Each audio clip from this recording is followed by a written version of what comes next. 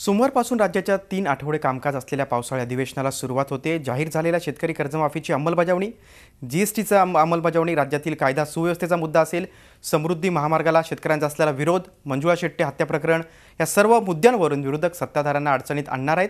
असं असलं तरी सत्तेतील शिवसेना नव्या कोणत्या मुद्द्यावरून भाजपला कोंडीत पकडते ते बघणं देखील तितकंच महत्त्वाचं असणार आहे।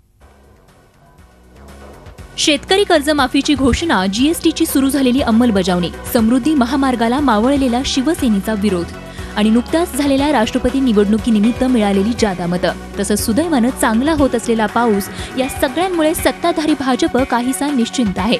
तर दुसरीकडे विरोधकांनी अर्थसंकल्पीय अधिवेशनाच्या वेळी शेतकरी कर्जमाफीच्या मुद्द्यावरून बहिष्काराचं अस्त्र उपसलं होतं आणि ते यशस्वीही ठरलं। संघर्ष यात्रेमुळे शेतकरी कर्जमाफीसाठी झालेल्या आंदोलनामुळे विरोधकांचं अस्तित्व चांगलंच दिसून आलं।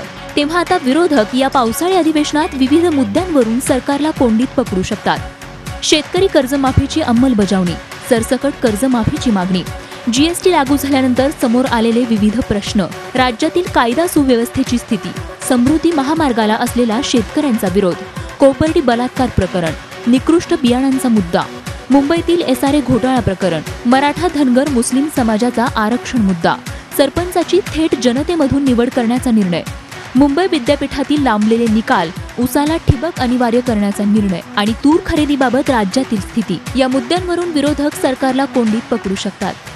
एकीकडे या मुद्द्यांवरून विरोधक सरकारला घेरण्याच्या तयारीत असताना शिवसेना याही अधिवेशनात सत्ताधारी भाजपला कोणत्या नव्या मुद्द्यावरून खिंडीत गाठते हे बघणं महत्त्वाचं ठरेल। त्यातच नारायण राणे आणि विखे पाटील यांनी दाखवलेली भाजपशी जवळीक, यामुळे विरोधकांच्या आक्रमकतेवर परिणाम होणार का, याकडेही लक्ष लागून असणार आहे। अमित जोशीसह bureau report, Zee media, Mumbai. Zee 24 तास रहा एक पाऊल पुढे।